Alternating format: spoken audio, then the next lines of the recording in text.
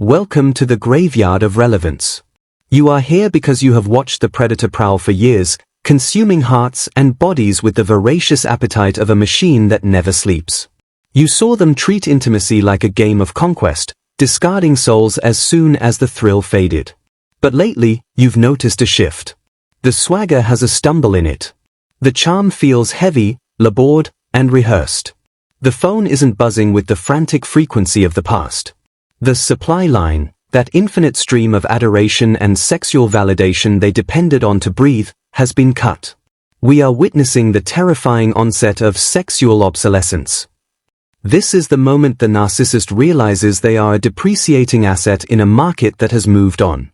Have you ever wondered what happens to a vampire when the world runs out of blood? For the somatic narcissist, sex was never about connection, it was about proof of life.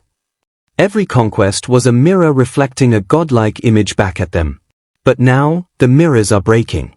The supply famine is not just a dry spell, it is an existential crisis. It is the silence that screams.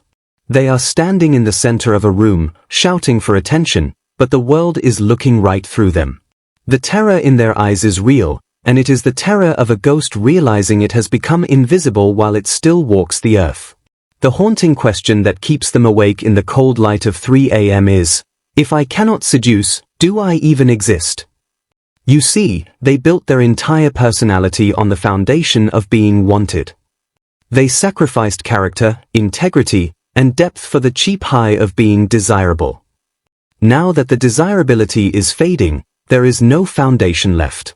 Just a hollow shell rattling in the wind. You are witnessing the biological foreclosure of a false ego.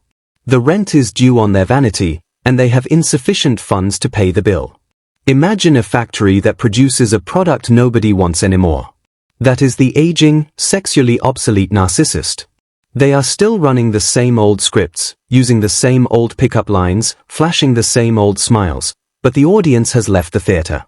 They are VHS tapes in a 4K streaming world, distorted, grainy, and utterly irrelevant. The supply famine is the universe's way of balancing the books. They spent a lifetime treating people like disposable objects, and now they are experiencing the crushing weight of being objectified as useless. This video is the vindication you have been waiting for. You suffered when they triangulated you with younger, shinier supply. You felt the sting of being compared to their phantom exes or their future targets. But the wheel has turned. The very superficiality they used to hurt you is now the weapon destroying them. They live by the surface, and they are dying by the surface. We are going to expose the panic, the rage, and the pathetic bargaining of a predator who has lost their teeth. We are peeling back the layers of their somatic armor. They will try to hide this obsolescence. They will buy faster cars, get more plastic surgery, or lie about imaginary affairs to seem relevant. But you know the truth. You can smell the desperation on them. It hangs in the air like stale perfume. They are hunting for scraps in a world where they used to feast. The king is now a beggar, and the queen is now a court jester, dancing for a look that never comes. Why is this secret knowledge? Because the narcissist would rather die than admit they are no longer the prize. They will gaslight you into thinking they are choosing celibacy or focusing on themselves. Do not believe the PR campaign. The truth is much darker. They are in forced retirement. The supply famine is a prison sentence they are serving in solitary confinement. They are starving for a touch that validates their existence, but their touch has become repulsive to the world. You need to understand that this is a spiritual starvation. A narcissist cannot generate their own self-esteem. They are like a parasite that needs a host. When the host stops allowing entry, the parasite begins to consume itself. This is the auto-cannibalism of the ego. We are watching them eat their own memories, their own delusions, and their own bitterness just to stay alive. It is a gruesome, slow-burn collapse that ends in total silence. The supply famine reveals the monster in the daylight. Without the drug of sexual validation to keep them sedated and charming, the mask falls off completely. The charmer becomes the crab. The seducer becomes the stalker. The goddess becomes the witch.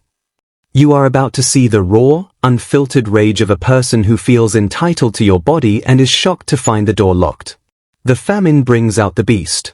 Prepare yourself. We are going deep into the psychology of obsolescence. By the end of this script, you will no longer fear their rejection, because you will see that they are the ones being rejected by life itself. You are the thriving ecosystem, they are the barren wasteland. Let us begin the autopsy of the ego that starved to death. To understand sexual obsolescence, you must understand the narcissistic economy. In their mind, people are not human beings, they are appliances. Some are toasters, for domestic labor, some are ATMs, for money, and the most valuable ones are mirrors, for sex. Sexual partners were the high-definition mirrors that reflected a distorted image of perfection back to the narcissist. The supply famine means the mirrors are shattered. They look out at the world and see no reflection. This triggers a state of psychological non-existence. They feel like they are fading into the wallpaper. They suffer from somatic dysmorphia. As their physical currency devalues, wrinkles, weight gain, loss of stamina, they cannot accept the market correction. They continue to price themselves as luxury goods when the world sees them as discount bin items. This disconnect creates a cognitive dissonance that drives them mad. They approach people who are out of their league, in terms of youth or beauty, and are genuinely shocked when they are rejected. They cannot compute that their somatic power has expired. Think of the narcissist as a deep-sea diver who relies on an external air hose, supply, to breathe. The supply famine is someone standing on the deck of the ship and stepping on the hose. The narcissist begins to suffocate. They thrash. They panic. They gasp for air. Their behavior becomes erratic and dangerous not because they are evil, though they are, but because they are asphyxiating. They will claw at anyone nearby just to get a breath of validation. The intimacy void expands. Because they never built an internal self, they have no inner resources to comfort them in old age. A healthy person has memories of love, deep bonds, and self-acceptance. The narcissist has a trophy room of conquests, but trophies are cold metal. You cannot cuddle a trophy. In the famine, they realize that their collection of bodies provides no warmth. They are freezing to death in a house full of artifacts. They experience the ick from the perspective of the prey. For decades, they relied on being irresistible. Now, they are triggering the creep reflex in others. When they try to use their old seductive techniques, the intense stare, the heavy innuendo, the boundary-crossing touch, it no longer feels magnetic. It feels predatory and gross. They see the flinch in the other person's eyes. That flinch is a narcissistic injury that cuts deeper than any knife. It confirms their obsolescence. Sexual paranoia sets in. They project their own shallowness onto the world. Because they only valued people for their looks, they assume the world only values them for their looks. Now that the looks are fading, they assume they are worthless. They become convinced that everyone is laughing at them. They become hypersensitive to rejection. A polite no at a bar is interpreted as a malignant attack on their soul. They are walking around with an open wound, daring the salt to touch it.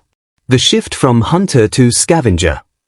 In their prime, they hunted the big game, the most beautiful, the most successful, the most empathetic. Now, in the famine, they are forced to scavenge. They lower their standards to the floor. They target the vulnerable, the desperate, the paid professionals. They feed on low-quality supply, which leaves them feeling malnourished and angry. They hate the people they sleep with now because those people remind them of how far they have fallen. Memory hoarding becomes a compulsion. Since they cannot create new supply, they live in the past. They scroll through old photos on their phone where they looked hot. They retell stories of their sexual conquests from 1998 to anyone trapped in an elevator with them. They are trying to hallucinate a reality where they are still the king-queen. It is a delusional time travel, to escape the painful mediocrity of their present. They develop malignant envy toward the young. They don't look at young people with fondness, they look at them with hatred. They want to steal their youth.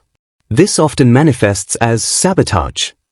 They will try to ruin the relationships of younger people, spread rumors, or compete with their own children. They are like the evil queen in Snow White, asking the mirror who is the fairest, and smashing the glass when the answer isn't them. Ultimately, the psychological breakdown is the realization that they are disposable. They spent their life treating people like Kleenex, use once and throw away. Now, they are the used tissue. The universe is recycling them. The supply famine is the ultimate karma. The person who could not love is now condemned to a world that does not lust. And without lust, they have nothing. The dramatic turning point happens in a moment of public humiliation. It's the night they push too hard. Maybe they are at a party, feeling the liquor, and they make a move on someone. In the past, this would have been welcomed or at least tolerated. But tonight, the person laughs. Not a flirtatious laugh, but a cruel, dismissive laugh.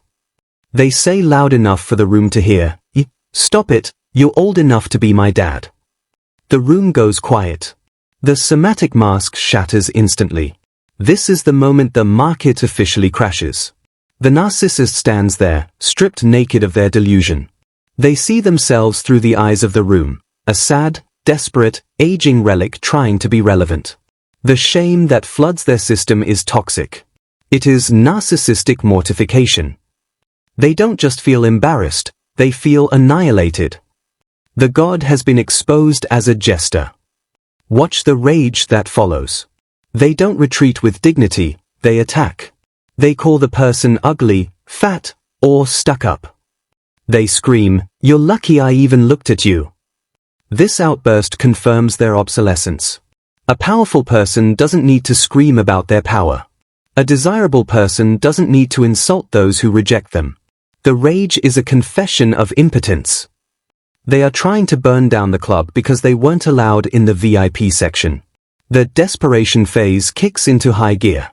After the public rejection, they go underground. They flood the DMs of strangers. They join sugar baby websites. They start offering money for what they used to get for free. This transactional shift is the death knell of the somatic ego. They know that if they have to pay for it, it doesn't count as validation. It only counts as service. But they are so starving for touch that they will eat the plastic fruit and pretend it nourishes them. You, the survivor, witness this and experience a paradigm shift. You used to think they were out of your league. You used to worry about them cheating. Now, looking at this pathetic display, you feel a wave of revulsion. The spell breaks. You realize you weren't dealing with a Don Juan, you were dealing with a desperate salesman with no buyers. The fear leaves your body, replaced by a cold, clinical pity. They attempt a panic hoover. Realizing the new world doesn't want them, they circle back to the old supply, you. They text you at 2 a.m. "I miss our connection. Nobody gets me like you." This isn't love, it's supply famine. They are returning to the pantry to see if there are any expired cans of beans left on the shelf. They are hoping you haven't realized your own value yet. The turning point is when you leave them on read. You don't respond. You don't feed the ghost. This silence from the old supply confirms their worst nightmare. Everyone has moved on. The famine is total. They are geographically and emotionally isolated. The panic turns into despair. They stare at the phone, and for the first time, they realize the phone is never going to ring the way it used to. They start to decompose socially. They stop grooming. They wear stained clothes. They gain or lose weight rapidly. Their exterior finally matches their interior. They become the creepy neighbor that people warn their kids about. The transformation from sexy to scary is complete. They have crossed the event horizon of obsolescence. The inner narrative breaks. They can no longer tell themselves, "I'm still got it." The evidence to the contrary is overwhelming. They switch narratives to "the world is broken." They become bitter misogynists or misandrists. They blame feminism, modern dating, or the culture for their failure. They become radicalized by their own loneliness, finding solace in online communities of other rejected, angry narcissists. The chapter ends with the narcissist alone in the dark. The hunt is over. There is no prey. There is only the hunter, starving, eating his own heart out in a room full of mirrors that no longer show a reflection. The obsolescence is absolute. The collapse is the somatic suicide of the identity. Without sexual supply, the narcissist enters a state of apathetic decay. They lose the will to perform life. Their apartment becomes a mess. They hoard trash. They stop showering. It is a living death. They are mourning the loss of the only thing that made them feel real, the gaze of the other. Without the gaze, they are invisible, and to a narcissist, invisibility is death. Social consequences are brutal. People stop inviting them to events because they make everyone uncomfortable. Their lecherous stare is no longer tolerated. They are uninvited from the family barbecue, the office party, the friend's wedding. They are quarantined by society. They become the person we don't talk about. This isolation feeds their paranoia, creating a feedback loop of rejection and rage. They experience financial hemorrhage. In a last-ditch effort to fight the obsolescence, they spend money they don't have. Hair transplants, sports cars, designer clothes, expensive trips. They are trying to buy back 1999. This leads to debt and instability. They end up old, alone, and broke. The flashy lifestyle was a lease, and the lease is up. Addiction becomes the new partner. To fill the dopamine deficit left by the lack of sex supply, they turn to substances. Alcohol, pills, gambling, or pornography addiction. They consume digital supply because analog supply is unavailable. They spend 12 hours a day online, engaging in parasocial relationships with influencers or cam models, pretending they are involved. It is a pathetic simulation of intimacy. The health crisis hits. The stress of the ego death manifests physically. High blood pressure, heart issues, psychosomatic pain. They use these ailments to try and garner sympathy supply. I'm dying, they tell people, hoping to guilt-trip someone into visiting. But because they burned all their bridges, the hospital room is empty. The nurses treat them with professional detachment, which burns them like acid. Malignant bitterness. They become the angry elder screaming at the TV. They hate happy couples. They hate seeing people hold hands. They want to poison the well for everyone else. If they can't be happy, no one can. They become joy vampires, sucking the energy out of any room they enter with their complaints and negativity. They are haunted by the past.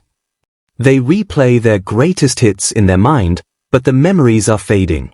They realize they don't remember the people, only the conquest. They realize they have no emotional legacy. No one looks back on them fondly. They are remembered as a lesson, not a love. This realization is a cold wind blowing through the holes in their soul. The final discard by the world. The world moves on. New bad boys and femme fatale rise up. The narcissist is forgotten. They are archived. They check their social media, and the engagement is zero. They post a thirst trap, and it gets pity likes or silence. The algorithm has discarded them too. They are shouting into a digital void. They succumb to somatic erasure. They stop looking in the mirror entirely. They cover the mirrors in their house. They cannot bear to see the ruins. They dissociate from their body. They live entirely in their head, in a fantasy world where they are still 25 and irresistible. They become catfish online, using photos from decades ago to trick people into talking to them. It is the final, pathetic refuge of the obsolete. Ultimately, the consequence is total irrelevance. They die a stranger to everyone, including themselves. They spent a lifetime running from their true self to chase a reflection, and in the end, they lost both. The supply famine has done its work. The parasite has starved. The final truth is a declaration of freedom for you. You were never competing with other women men, you were competing with a bottomless pit. The narcissist's need for supply was a black hole that could never be filled. It wasn't that you weren't enough, it was that enough does not exist for them. The supply famine proves that their hunger was a pathology, not a preference. You are free from the game because the game was rigged from the start. Obsolescence is justice. You don't need to seek revenge. Time is the avenger. Biology is the judge. The very thing they worshipped, the superficial, has betrayed them. You, who invested in substance, character, and love, are appreciating in value. You are getting better with age. They are getting worse. The scales have balanced. You are the vintage wine, they are the rotting fruit. Reclaim your gaze. Stop looking at them to see if they are looking at you. They are blind. Look at yourself. See your own worth independent of their validation. You are sovereign. Your body is your temple, not their playground. The sexually obsolete narcissist has no power over a woman-man who knows their own worth. You are invisible to them now, not because you lack value, but because you are vibrating at a frequency they cannot reach. Understand that their misery is not your responsibility. You might feel a twinge of pity seeing them so broken. That is your empathy. Keep it. But do not act on it. Do not go back to feed the ghost. If you go back, you will only be dragged into the famine. Let them starve. It is the only way the universe can teach them or neutralize them. The new supply is not lucky. If they find someone new in this desperate phase, that person is a nursemaid, not a partner. Do not envy the person cleaning up the mess you left behind. You escaped the Titanic before it hit the iceberg. They are boarding the lifeboats that have holes in them. Walk away with your head high. Imagine a dusty, abandoned theater. The velvet seats are torn. The stage is rotting. In the center of the stage stands the aging narcissist, reciting lines to an empty room, waiting for applause that will never come. The spotlight flickers and dies. Darkness swallows them. Now, cut to you. You are standing in a garden, under the open sky. The sun is warm on your skin. You are surrounded by real people, real laughter, real love. You take a deep breath, and the air is sweet. You don't look back at the theater. You don't wonder about the play. You are living your real life. I am not a supply source. I am a universe. I release the need to be desired by the hollow. I claim the right to be cherished by the whole. I am timeless. I am valid. I am free. The narcissist chased the moment and lost their eternity. You endured the moment to gain their eternity. They are obsolete. You are infinite. The famine has consumed them. The feast of life awaits you. The mirror is broken. The king is dead. The supply is gone. But you? You are just beginning. Step out of their shadow and into your own light. You are the one who survived the famine. Now, go eat the world. The end.